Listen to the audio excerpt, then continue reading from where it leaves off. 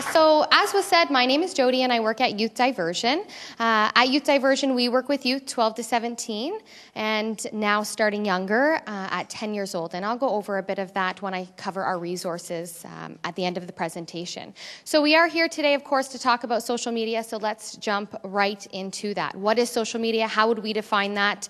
We're going to look at the apps that we use, as well as the different websites that we can access. These apps and websites provide youth an opportunity to gain social connections, social network, as well as use it to share content and create content.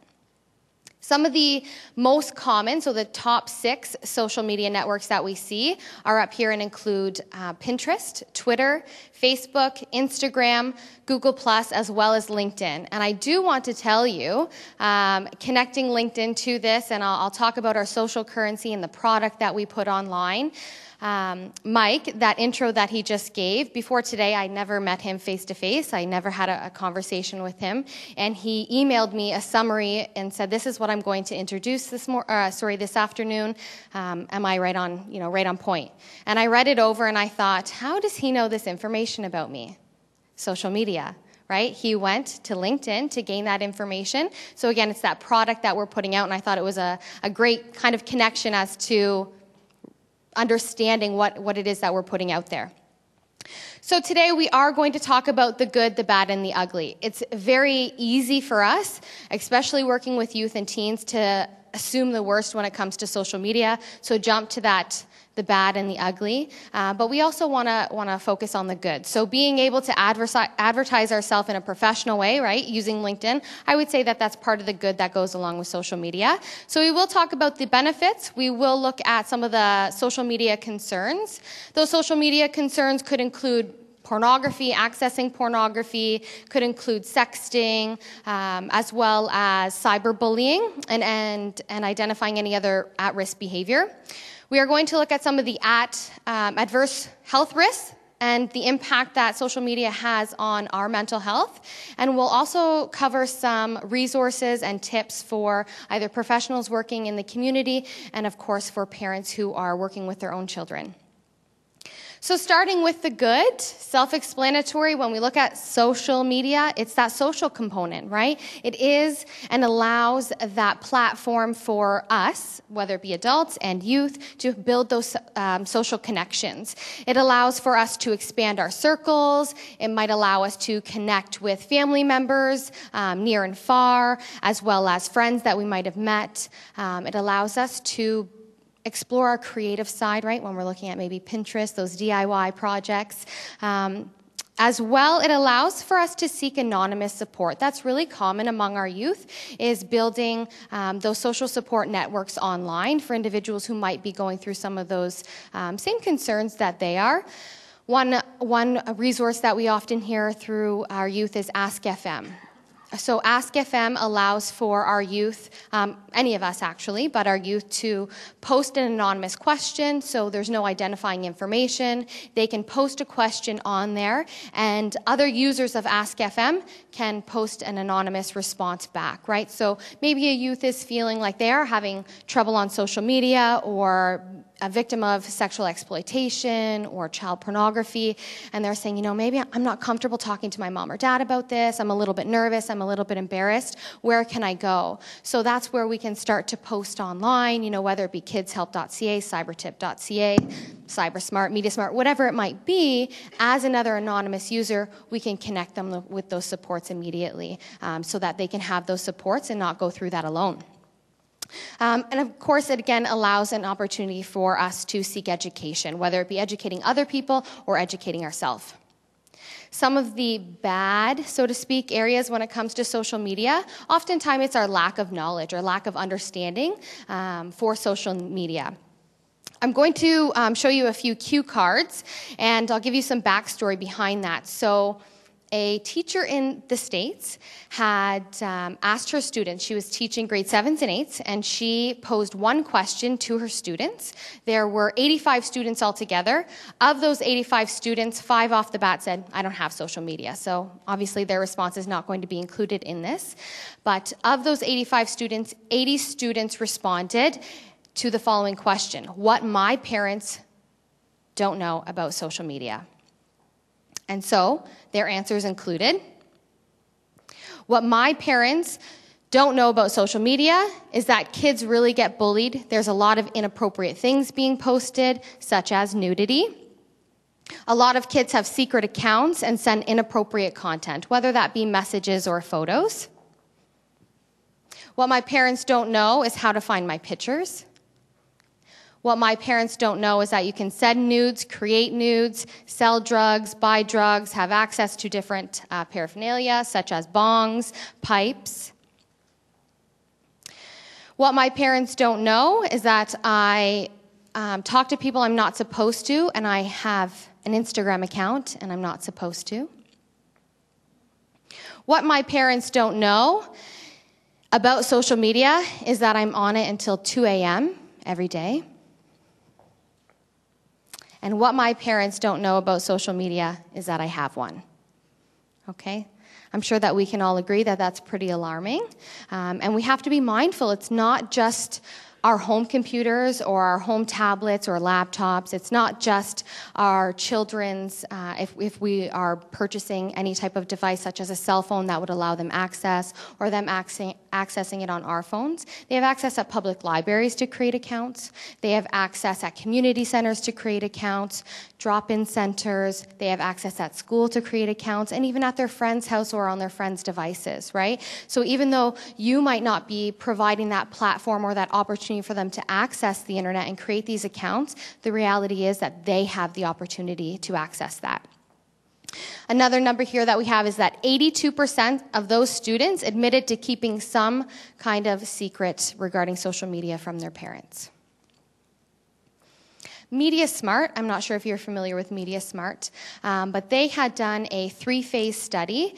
And in that study, they worked with over 5,000 students. It was 5,400 and plus a few. And within that, they were just asking them simply how they used the internet. Okay, so 99% of those students had said that they did access this. And so this was from grade 4 students to grade 11 students. So 99% had access, 48% look up answers online, which can be beneficial when it comes to that educational component. 24% of students grade 4 had access to a smartphone. 36 have access to sexual topics, as well as pirated music and videos, right? So we can see some of the alarming concerns, again, that bad component when it comes to social media for our youth. So what can we take away from our youth's responses? Very simply, absence is not an option for our youth, right? Even if you're not allowing it in our home, we have to be aware of that reality that they have access to it.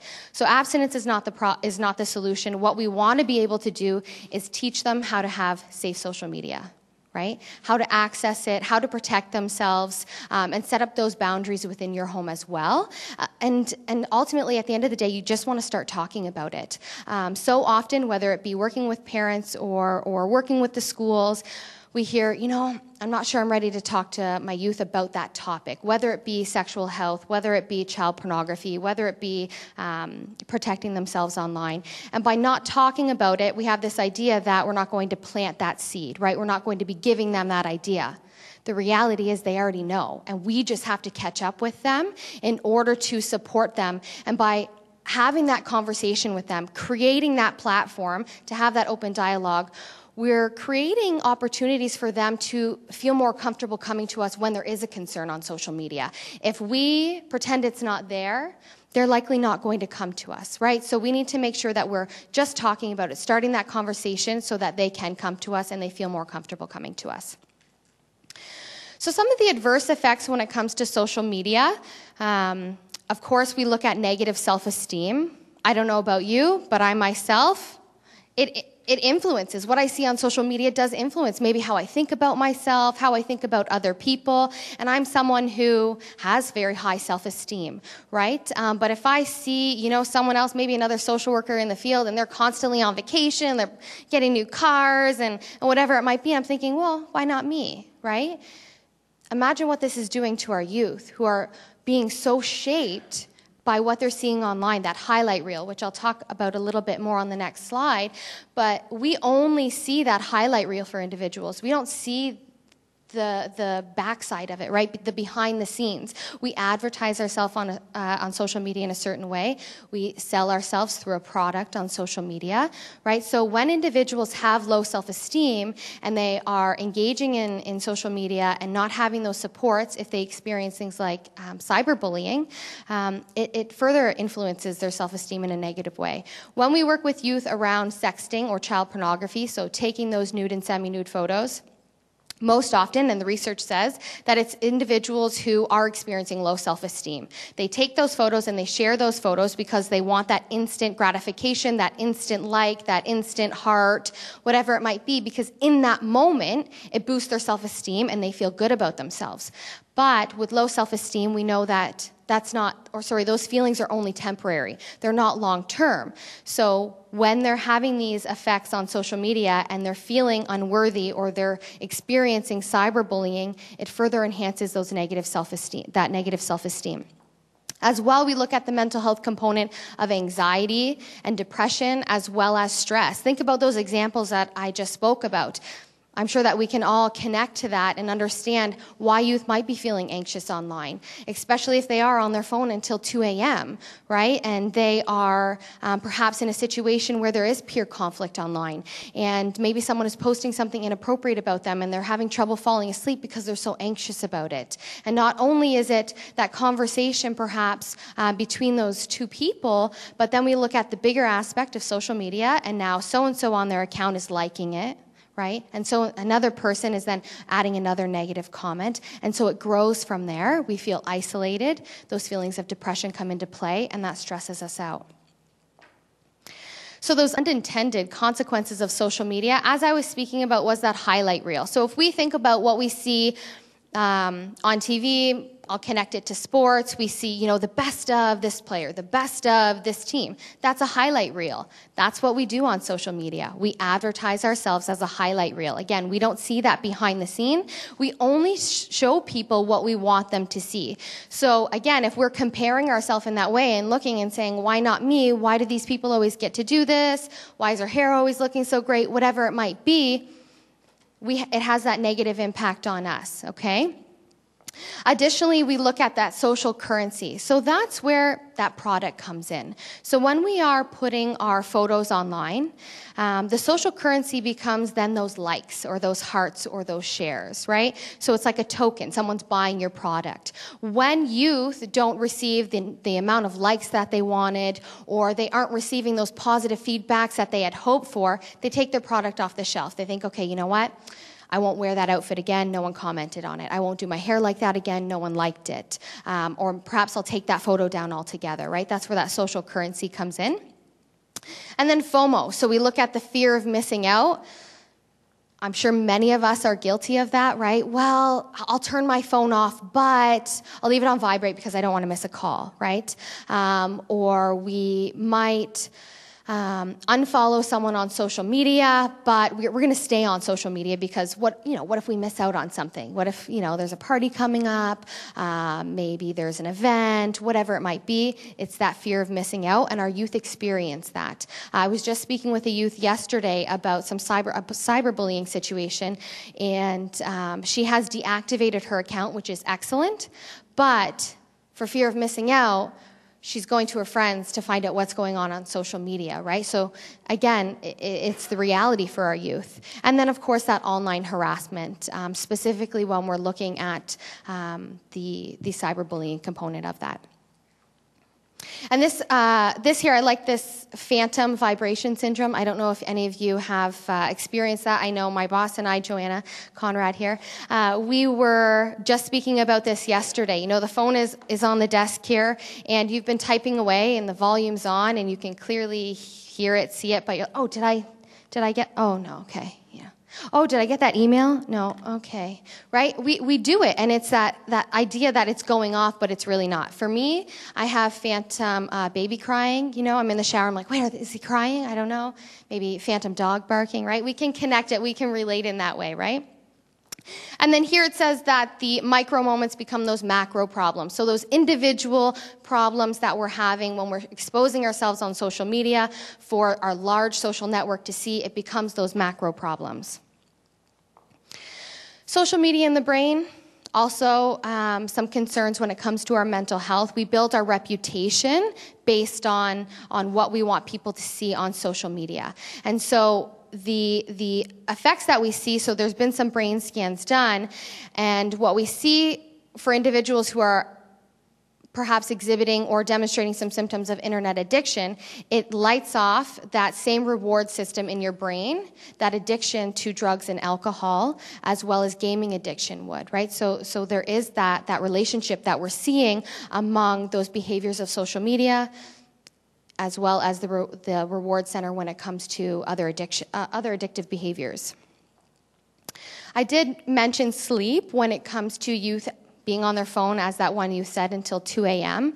One thing I really want to stress is if your youth does have a cell phone, have some boundaries in the home in regards to that. Perhaps they are handing their cell phone in at night, maybe putting it on the kitchen table. I really encourage you to not permit them to access it in their bedroom, right? Because what happens behind closed doors, we have no ability to monitor that. And if they are checking their phone throughout the night, they're not getting sleep. And a recent study has shown that on average, teens are getting less than 6 hours sleep, when in order to be at their most optimal ability, they need 9 hours of sleep, right?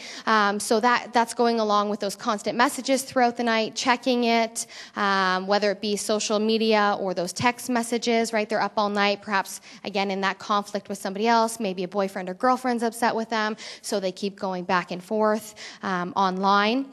And also, studies have shown that the light from our cell phone influences our circadian rhythm, right? So again, a greater negative impact on our brain development.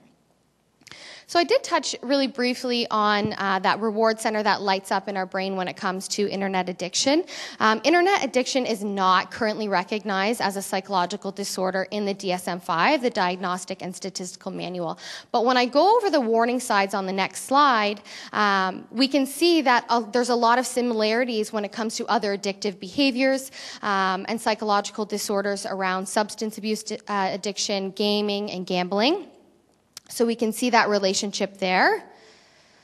So again, those warning signs would include losing track of time while you're online. You know, they get home from school, they're supposed to be doing homework, now they're not getting homework done, they're supposed to be doing a chore, they're not getting chores done, they're losing track of time in that way. Sacrificing their hours of sleep, again, because they're up online. Becoming agitated or angry when they're either not able to access social media, maybe they're at a family dinner, or they're at school, or they have a test, or they have to do chores. Becoming, constantly checking their email or social media several times a day, becoming irritable when they can't access it. I'm sure that we can all kind of picture that person. I know my nieces, when we're at family dinner and they're like, okay, are we done yet? Like, come on, let's go. You know, I got to go check whatever this YouTube video is, or it might be. They're like, okay, I'm done socializing with you. Spending a lot of time online, again, outside of their regular routines, preferring to spend time online rather than having those interactions with friends and family. Again, I'm sure we can picture someone in our family who's sitting at the dinner table on their cell phone. Disobeying time limits online, being dishonest about the amount of time that they're spending online or on their device, being preoccupied with getting back online, losing their interest in their normal activities and not finding that same pleasure that they would in their previous activities, and becoming irritable, moody, and depressed when they are not able to be online or access those different websites and apps.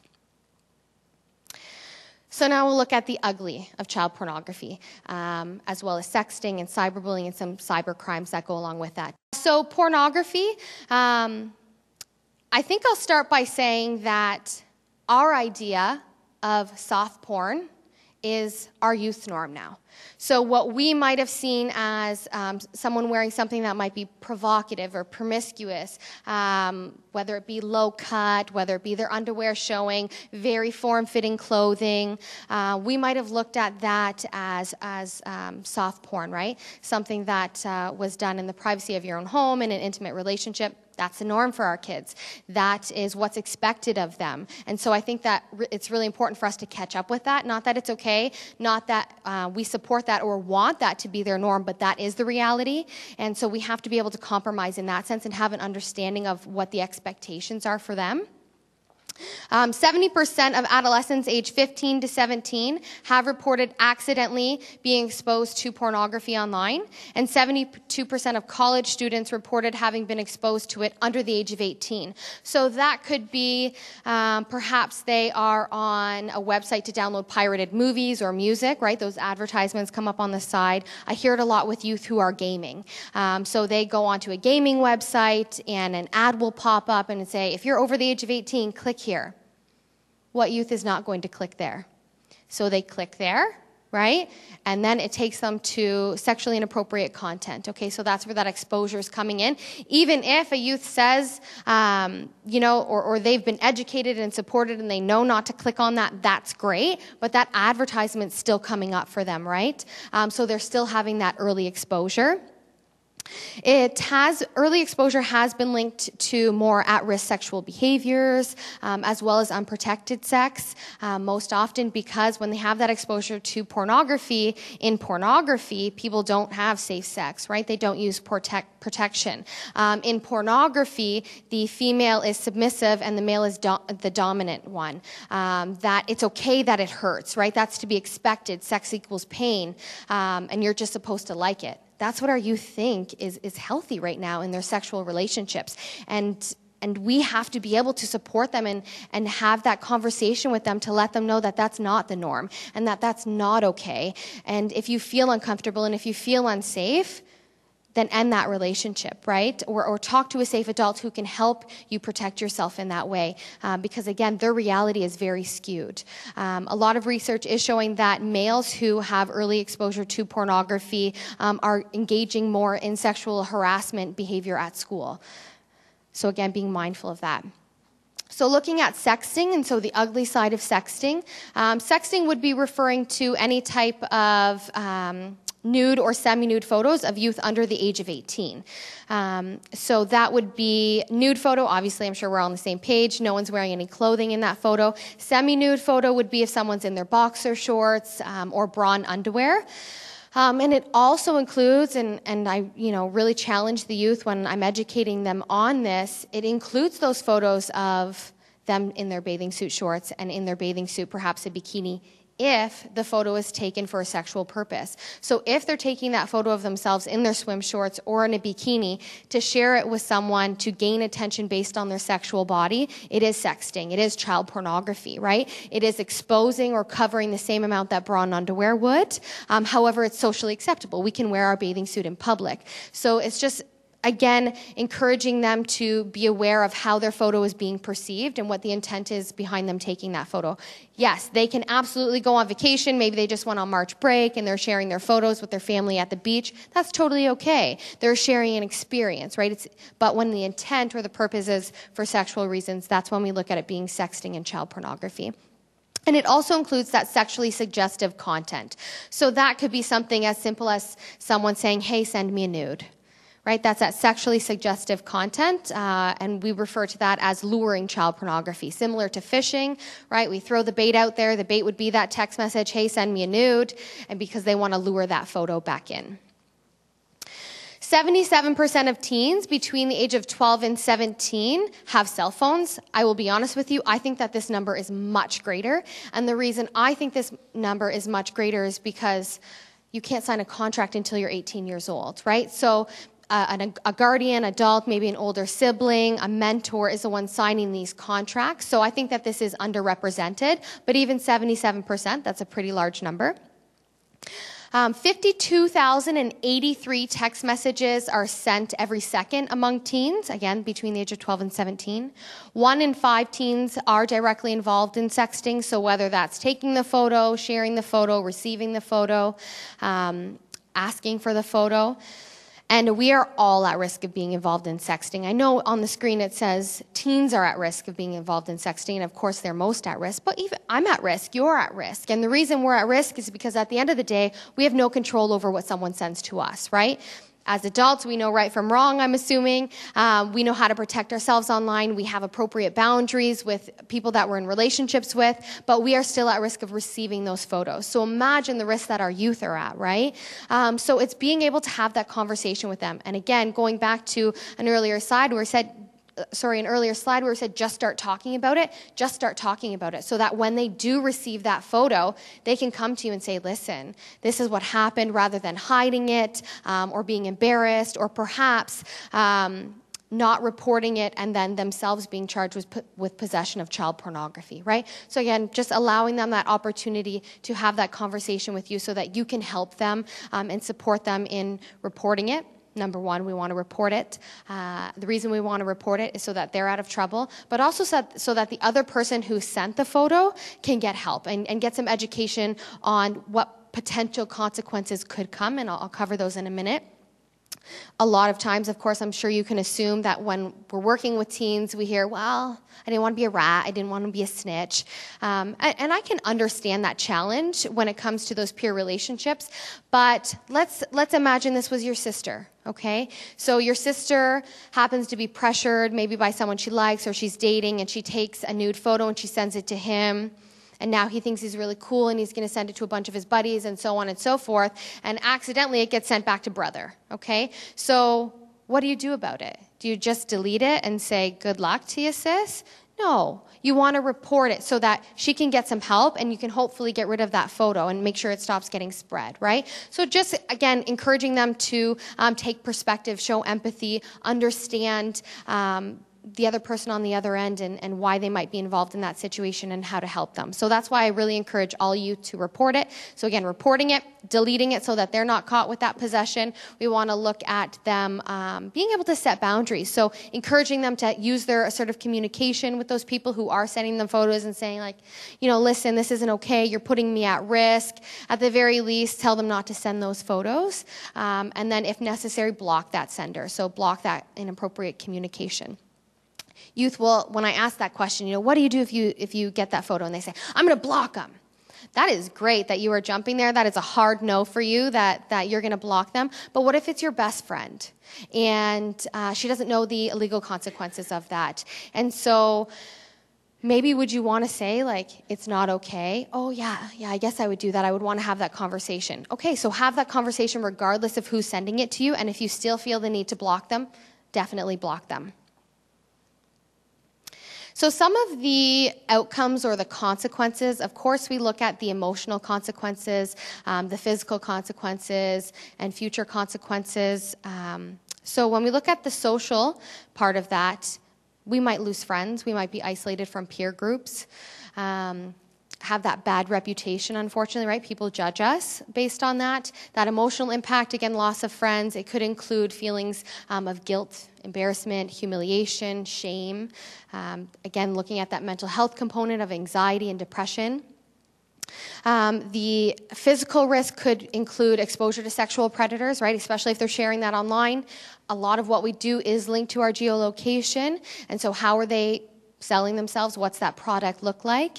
And it could lead to criminal harassment and stalking. And it could also lead to suicide. And that doesn't mean that sexting equals suicide by any means. But the reality for our youth is that a lot of our youth are coming with different challenges, different experiences, maybe at home or at school, feelings of hopelessness and helplessness when they are ashamed of being involved in something like this, when they do lose their friends and they feel alone and they don't know who to talk to because they're too scared to tell mom or dad. Maybe they don't want a teacher to be disappointed in them.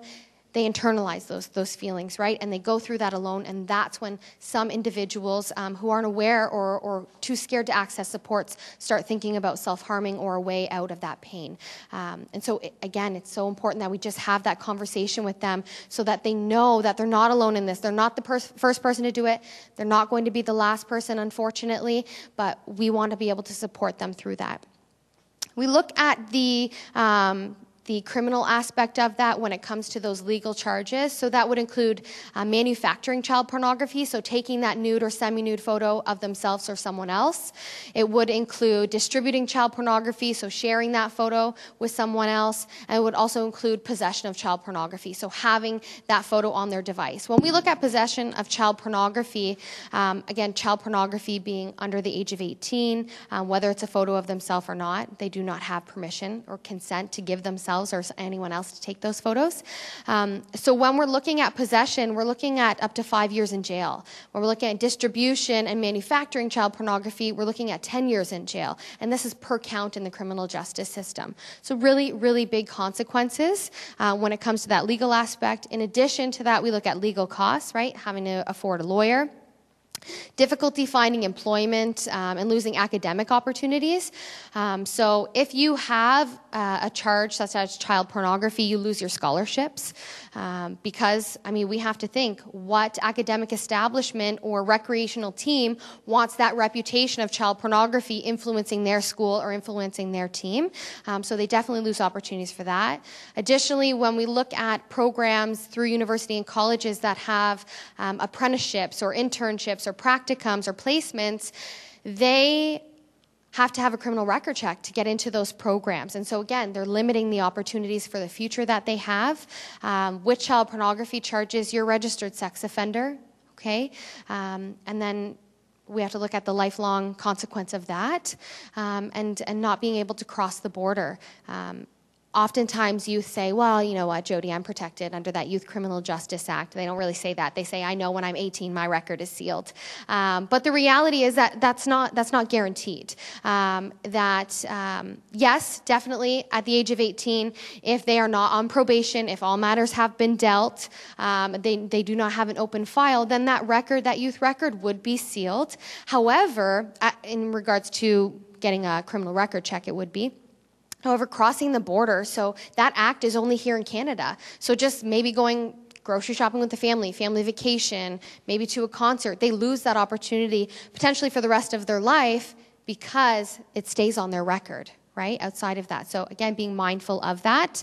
Another thing I wanted to touch on when it comes to academic, it's really popular in the States right now, and I'm pretty confident it will trickle this way. But on your university application, programs are asking you to write down your social media name and your social media password. Youth, of course, have the right to say no, right? It's their privacy, but the way I explain it to them is if there are 1,000 applicants for one program that has 35 spots, who do you think they're taking? They're probably going to be accepting those ones that didn't have anything to hide. Right?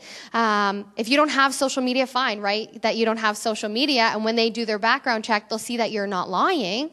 But at the end of the day, it's just about creating that positive social network online. And so they need to make sure that product, how they're advertising themselves, is not going to misrepresent who they are, misrepresent the beliefs of that school or that program as well. Looking at the ugly when it comes to cyberbullying. So very common, very similar to that face-to-face bullying, but it includes the internet, right? So whether that be threatening someone online, isolating them from social groups online, perhaps that constant checking up online, wanting to know their passwords, who their friends are. We would be looking at that, any type of intimidation through our digital devices. We know that when it comes to bullying, it impacts our self-esteem, right? I'm sure that we can all agree that it impacts our self-esteem. But when it comes to cyberbullying in the cyber world, it's so much more profound of an issue because if, let's say, Joanna and I had conflict with each other at school or at work, whatever it might be, and, you know, we get in a tiff, I can hopefully go home and that's my safe space. I know that I don't have to see Joanna until tomorrow. But if I go home and I get home and I'm accessing my social media and I see that Joanna's now taken our personal issue to social media, again, somebody else is liking it, somebody else is commenting on it, saying something rude about me, right? It escalates. It becomes that macro problem that I mentioned earlier. And when we look at social media, we have to be aware of other at-risk factors when it comes to the impact on those at-risk behaviors, such as substance abuse, such as being involved in perhaps drug trafficking themselves, perhaps any type of bullying themselves, suicidal behavior, self-harming behavior. We have to be really mindful of the impact that cyberbullying has on youth in that way. And another thing, specifically referring to youth at school, because that's one of the things that stand out the most for youth at school when they're being cyberbullied is them not showing up, right? So they are too scared or too uncomfortable to face the people that they were up with all night, texting back and forth through that bullying situation, that cyberbullying situation. So they're not showing up to school. And 33% of students who are impacted by cyberbullying have the lowest test scores. Why? Because they're not getting enough sleep, and because they're not showing up to school, and their mind is on other priorities of how do I get through this day, right? Without being targeted, without being called names. So their priorities are different, and they're not at their best. So how do we see cyberbullying? What are some of those methods? So it could be uploading videos, YouTube videos specifically, where we are embarrassing someone, maybe causing shame to them. It could be creating fake accounts about them, where we see pictures being shared or comments and having an open account where anybody can add to that. And we see it where people don't even know this person, but they think it's funny, and so they contribute to this bullying online, pretending to be the victim in chat rooms, sharing personal information about them, or pretending to be them in order to gain personal information about them. And we see it through different messaging systems, whether that be through text message or email, in order to threaten them. And we look at internet dating. So internet dating, I would have to say, is part of the ugly when it comes to social media, especially for our youth who are really at this age struggling to grasp what a healthy, unhealthy, and abusive relationship is.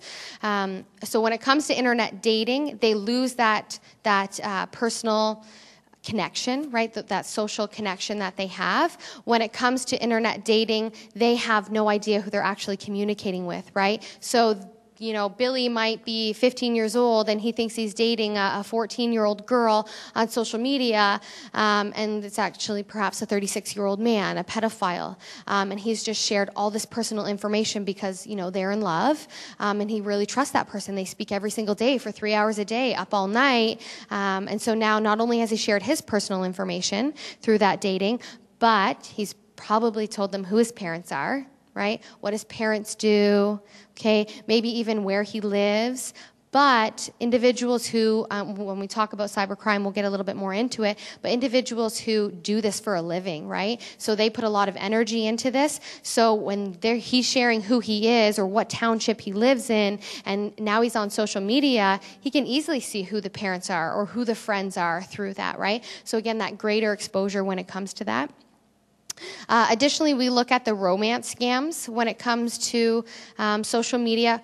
Most common in older adults, but we see it very young with youth, where they are being bribed. You know, things are really bad at home with my mom and dad. I just need you to send me some money so I can have a place to stay tonight. Right? And so youth are doing that, and they're being scammed in that way, or giving out personal information and being scammed on a larger scale.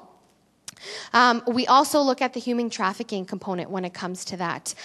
Very prevalent, especially being a border city for Windsor.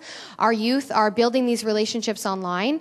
Most commonly, if they're coming from, we'll say, a broken home where they don't feel supported, maybe it's an abusive environment, and they feel that this person online really connects with them, really makes them feel good about themselves.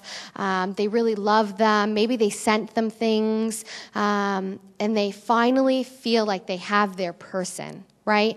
And so this person says, you know what, come to Toronto for the weekend. I'll pay for your train, whatever it is, you know, pack a bag. Let's get together. And so this person goes to Toronto, and that's the last we see of them, right? Because who's on the other end? Probably a pimp, okay, who does this for a living. And so have that communication with them. Talk to your kids about being safe online and what the reality might be, because there are such great risks and scams when it comes to their online relationships. So we'll look at the digital footprint. The digital footprint is made up of everything that we do and say online, whether it's a picture that we share, a video that we upload, maybe something from YouTube that we link to our site. Maybe it's a cause that we're supporting or a fundraiser, whatever it might be. Our digital footprint can be positive or negative, right? Again, looking at the good, the bad, and the ugly, but it's made up of everything that we do and say online, and people judge us based on that. Whether it be our peers, whether it be our parents, our family members, our teachers, our employers, peers, academic establishments, career agencies. They judge us based on that. I can tell you for myself, and I know I can speak for my boss as well, that when someone applies either for employment or as a student or a volunteer, before we even contact them for an interview, we go straight to social media. Who are you? Right? What's your product? What are you putting out there? Is who you are in your personal life going to misrepresent the agency values, right? Because if we can see that about you, imagine what our clients can see about you, right? And so again, same thing for our youth. What are they putting out there? Could it jeopardize their future? Okay, so again, encouraging them to make those positive connections online, advertise themselves in an appropriate way, and making sure that they're aware of the privacy that they expose themselves online. So how do we manage our digital footprint? I'm going to start by challenging you. When you leave here today, don't do it now. But when you leave here today, Google your name. Okay? See what comes up. See if you're concerned about what comes up, right? But it's going to be what you post on social media. So encourage your kids to do that.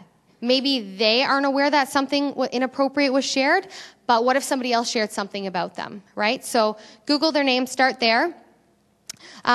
See if you are searchable, see if they are searchable. Have a code name. So I don't use my name on social media. I use a form of my name because I want to limit the ability of people's ability to find me on social media, right? Having those boundaries online. We want to filter our friends online.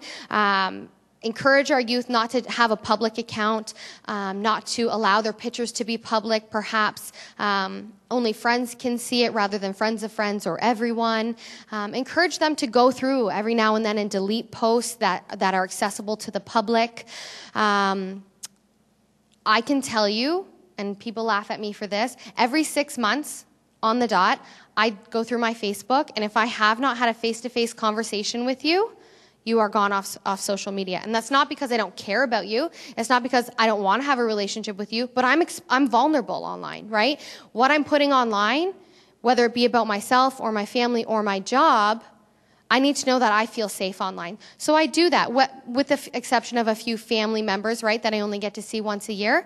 But that's my way of protecting myself. Where my husband, he could care less. He has 400 plus friends on social media, and I always joke with him when he says, "Oh, my friend." "Oh, your friend," right? No, I don't think so. Right? We just have to protect ourselves online. I'll give a point a little bit later on about walking the walk. I encourage you, walk the walk. The standard and the boundaries that you're setting for your youth, do the same thing. What other tips could we have? Be smart, of course. Think about everything that you're doing online. Change your handle name, which we spoke about. Make sure that your youth can't be tagged in photos, whether it be a post or an actual photo. Make sure that they have to approve that. Again, protecting themselves online so they're not misrepresented. Maybe they went to a party. Maybe they made some inappropriate choices. They'll have to deal with those consequences, but they don't need those additional consequences of them being tagged on it online. How criminals are using social media, we look at hacking into accounts, right? So that would be figuring out their usernames and their passwords. Could be sharing personal information about them through that. Identity theft, so logging in as that person, or perhaps even creating accounts as that. Again, allowing them access to their personal information. Phishing, so this is where the hacker poses as a respected person or group asking personal information. Mining unprotected information. I don't know if you're familiar with, all that lovely stuff that's going on in the States right now with Facebook and what data has been collected and released and Trump's access and the influence on voting and so on and so forth. But that's a great example of mining where data is being collected and sold to the highest bidder kind of thing. Malware and spam, so mass sending of ads to your personal accounts. So how can we prevent that from happening? Some quick tips for you. So using strong passwords. Try not to use the same password over and over again. In your passwords, don't have your date of birth or your address or anything like that you think that a hacker could easily guess, based again on what you're putting out there on Facebook. You put your town, you put your children's names, you put who you're in a relationship with, you put your date of birth, right? Those are all clues that hackers can pick up on. Don't use social media on public devices. So use it in the privacy of your own home. Use it on your own personal device, but don't use it in public libraries or anything like that. Disable access to your geolocation, so making sure your location is turned off. Don't click on any links that people send to you. I know I had a friend just a couple weeks ago. She had Facebook messaged me, and it said, oh, you have to see this video. And it was a YouTube video, and I didn't click on it because I thought, well, this is really odd. Why, there's no, pretext to this random photo or random video that you're sending to me. But she had later posted within 24 hours, my device has been hacked, so on and so forth. So just being mindful of that, even if you trust the person. Use a two-factor authentication password, so whether that be that you have access through your password and then access through perhaps your cell phone, having that backup. And even on your private social profiles, keep your personal information to a bare minimum, okay? Because that information can all be used to hack your devices. So managing your online risks. As a parent, I know that you play the most crucial role in supporting your youth to have appropriate boundaries online and helping them to have a positive experience online. So the most important thing for you is, of course, to understand what social media looks like, right? They're probably way more advanced than us. They're always, 2-3 steps forward. But doing your best to make sure that you are aware and up to date on what's current on social media. Most social media apps, such as Facebook, would say that you have to be 13 years old in order to have social media, okay? Or in order to have Facebook. And that's for a number of different reasons, and I'll give you an example, a case scenario next. But one of those reasons, if we can think back to when we were 13 years old, we probably were like, woo, let's have friends, right? 13 years old, it's all about reputation, it's all about the number of friends that we have. So now we have access on social media, and we have an open profile, and what? Joe Smith wants to be my friend, and Sarah Jackson wants to be my friend, and look at all these friends that I have now. That is how many times you're exposing yourself to potential predators, right? Or being at risk. And now I have, 500 plus friends, and I maybe know 10 of them, besides my aunt, we'll say. But I maybe know 10 of them, and I'm like, oh my gosh, can't wait to go to Silver City on Friday to see, I don't know what movies are out right now, but a movie that's out. And so now I've been following you on social media, and I'm like, perfect. I know where he or she is going to be, right? Protect them. Encourage them to have their privacy settings. Don't friend anybody that they do not know in person. Facebook, Instagram, Snapchat, Kik. The envy is real, right? Again, looking at that highlight reel, the envy is real for all of our youth.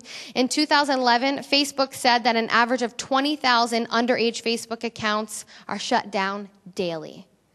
Okay, so Facebook doesn't want your youth on there underage, so please don't allow them the access. Again, as I said at the beginning, we can't really control what happens outside of your house, but every once in a while, do a Google search of them, see if their name comes up. So here's that scenario that I was going to share with you. If an 11-year-old signs up, and when they sign up, they say on Facebook that they're 13 years old, within 5 years, she's now 16. Right? But Facebook thinks that she's 18, okay? So once she, according to Facebook, turns 18 years old, she's an adult on Facebook, okay? So now she can start receiving adult content on Facebook because legally she is an adult. Facebook would assume that by her being 18 and policies allow for different material to be shared when you're an adult. Scenario 2, of that same case is that once the person turns 18, Facebook can make her profile public to other adults, okay? So now if I search so-and-so, who's now technically 18 years old, I have access to that page, okay? Where if they're if they're between the age of 13 and 18, we can't see their page, but now as an adult we can. So now that we can see her page, we look at scenario 3. A group at New York University created a list of high school student profiles at 3 schools by using 1 student. Okay? So because her page was now an adult page, this university went on there to prove a point, but they went on there and they were able to group the students from 3 different schools just because of the friends that she had on her social media. And they were shown as adults, as we said. It allowed for information regarding their full names. It allowed for information regarding the school they attended, their hometown. Okay? It identified their grades, their street address, phone numbers, because a lot of our youth don't understand the risks of putting all of that on social media. Luckily, of course, this information was gathered by a respectable university. But that same information, again, looking at what's happening in the States when it goes to that mining, that same information is being shared with data collectors, advertisers, okay, sexual predators. Again, they are definitely exposing themselves to such greater consequences. So some easy tips for you as parents: ask for their passwords. Okay, create the passwords yourself and give it to them. What about that as a suggestion? Checking their accounts daily. So, at the end of the day, hey, give me your phone. Let me see what's going on. I can understand that might be challenging. But at the end of the day, if you're the one paying for their cell phone bill, if you're the one paying who bought that computer, if you're the one who is paying for the internet that they're accessing Wi-Fi on, that becomes your property. Okay, so let them know that if they want all those privileges, such as those devices and Wi-Fi and the computer, they have to follow the boundaries that you've set out. Do you want to work towards building trust where, you don't have to check their phone every day? By all means, work towards something and give them that reward. But start out with some high expectations for them. Set up your own account. Let them know that they have to befriend you on Instagram. They have to befriend you on Facebook so that you can monitor what's going on social media. Put some boundaries in place, as we said. Check what accounts your child has on social media. So again, do a Google check. They might say, no, I only have Instagram. But then you go on social media and you see that they have a few other accounts. Focus on monitoring all social media, not just Facebook, okay? And if your youth are not being forward with you or honest about what social media they have, do your background check, do your research. And if you think that monitoring it and having to check up and do all of those things is so daunting and so stressful, and why should you have to do that, then you can look up online different social media monitoring apps. Some are free. Some are at cost. So definitely explore that. There are some systems and supports in place to help you, because we recognize as parents, we're not alone in this struggle. What else can we do? We can go digital together. So whether that be maybe gaming together, setting that boundary, right? Again, gaming is not the issue as long as we have boundaries within that. So taking some time to do it together. Maybe you're saying, hey, let's do this project together. Let's go on Pinterest and see if we can kind of come up with an idea together. Again, doing it together, role modeling that behavior for them, setting up a digital free zone. My house, it's the kitchen table. We do not have our cell phone at the kitchen table. And it's funny, my sister was over for dinner a couple weeks ago and she brought her new boyfriend, and she's like, no cell phone at the dinner table. That's a no-no for Jody. Be picky about how they're using their time online. So do you just want them searching, YouTube videos, epic fails for the next hour? Or do you want them spending that hour looking at educational things online, perhaps communicating with family online, working on assignments, going on Pinterest, right? I would say Pinterest is a pro when it comes to social media. But again, monitoring that time that they're spending on there, communicating boundaries with them, as we've spoken about a number of times, having that open communication, that is the groundwork when it comes to this. Walking the walk, as I said, right? Being a role model when it comes to our social media behavior, and anticipating mistakes. The reality is, our kids are going to make mistakes. And so we have to, by having that conversation with them, hopefully enabling them to feel comfortable coming to us when they do make those mistakes so that we can help them through that. We can problem solve. They don't have to go through it alone. If they come to us with a mistake and we attack them, if we verbally, put them down, how could you? And we're not hearing them, they're probably not going to come to us again, right? So as frustrating and as challenging as it may be for you, we have to be open to the fact that mistakes are going to happen. That is the reality. So lastly, I'll just go over 2 more slides when it comes to the resources in our community. Us at Youth Diversion. So we have an outreach program. The outreach program is for youth in our community, primarily 12 to 17 years old, but we do have a program which I'll touch on, which is for 10 to 12-year-olds. But this program is preventative service. This is our only preventative service in the community when it comes to these programs. So these referrals can be community partners. These referrals can come from parents. They can come from schools. They can come from youth themselves. You can call us at the agency and complete the referral online. Your intake will be scheduled within days, if not immediately. We always get back to you within 24 hours. That is, a strong practice that we have, and there is no wait list for any of our programs. So call us. We'll go through the intake with you over the phone. Perhaps if it's from a school or community, you can fax it to us, and you can also access it online. You can complete the online referral right on our website, and it is sent directly to our outreach worker. And again, she will call you within 24 hours to schedule your intake, and then you'll be enrolled. Your youth will be enrolled in programming. And so some of those programs that we offer, very specific to tonight's topic, would be the Message and Respect program. So Message program is for females, Respect is for males, and this is for individuals involved in sexting, in child pornography. So we look at, of course, educating them on what the potential consequences could be, but more importantly, we look at what are those boundaries? What is consent? How does self-esteem play a role in that? How does masculinity or those expectations of being a man play a role in our behaviors online? What is empathy, perspective taking, decision making, so on and so forth? That's covered in our Message and Respect program. We have the Message and Respect Junior program, brand new this year.